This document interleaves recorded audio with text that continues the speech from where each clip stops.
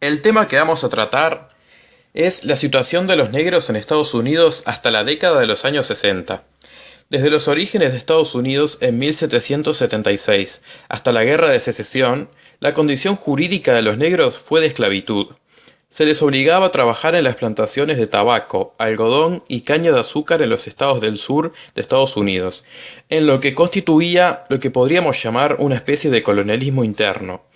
Al finalizar la Guerra de Secesión en 1865, se les reconoció su libertad en la Constitución, pero no fueron integrados y aceptados por los hombres blancos. A fines del siglo XIX, la Suprema Corte de Justicia les reconoció el principio de iguales pero separados, lo que les obligó a vivir marginados de los blancos, tanto en barrios para negros como en el uso de espacios libres de esparcimiento, transporte y educación. Esta situación se vivió aproximadamente hasta después de la Segunda Guerra Mundial, en el que su destacada participación tanto en la Primera Guerra Mundial como en la Segunda les permitió avanzar en el reconocimiento de los derechos civiles de los negros. Durante el gobierno de Truman, entre 1945 y 1952, se declararon inconstitucionales los contratos de alquiler o de venta que contuvieran cláusulas perjudiciales para los negros. Se combatió el racismo y se luchó por la igualdad de oportunidades en los puestos públicos, incluso llegando algunos negros a trabajar en la Casa Blanca, tal como se puede ver en la película El Mayordomo. A pesar de esta bonanza económica de la época y las reformas sociales implementadas en el gobierno de Truman en la década de los 50 y 60, el problema negro se agudizó, en parte porque la población negra tomó conciencia de su situación real y se propuso combatirla. También por la existencia de tendencias antirracistas en los grupos liberales blancos, y por la existencia de un contexto internacional favorable, consecuencia del proceso de descolonización de África y Asia. Concretamente, la situación de la población negra en los años 50 arroja los siguientes datos. Más del 40% eran agricultores u obreros no calificados. Otros trabajaban en el sector servicios, como camareros, barrenderos, entre otros oficios, siendo mínima su presencia en sectores adinerados. Cobraban promedialmente un 50% menos que un trabajador blanco, aunque trabajasen en el mismo rubro.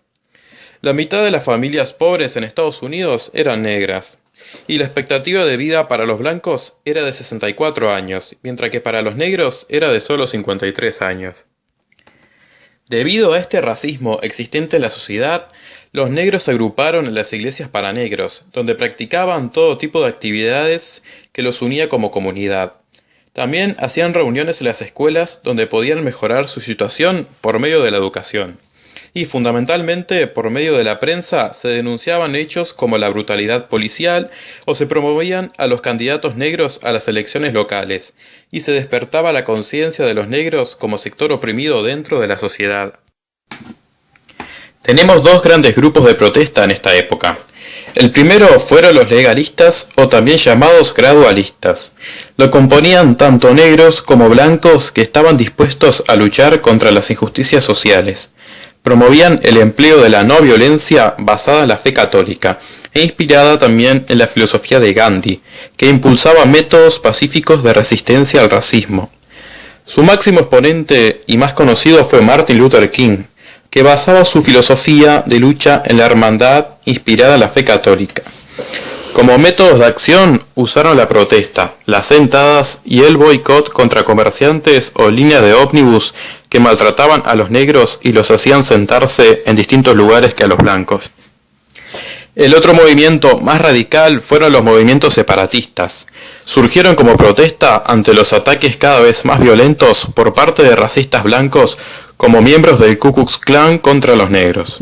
Comenzaron a defender los valores de la negritud y a reivindicar un nacionalismo negro que no aceptaba la integración al mundo blanco.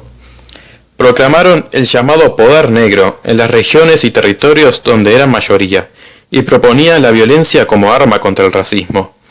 Entre sus máximos exponentes tenemos a Malcolm X y a Stokely Carmichael, perteneciente a las Panteras Negras. A pesar de las luchas y reivindicaciones por parte de los negros, hasta el día de hoy tenemos casos recurrentes en la tele que nos hablan de violencia policial contra las poblaciones negras. Por lo tanto, estos movimientos podríamos deducir que no tuvieron el éxito que esperaban y la lucha aún sigue en juego en Estados Unidos.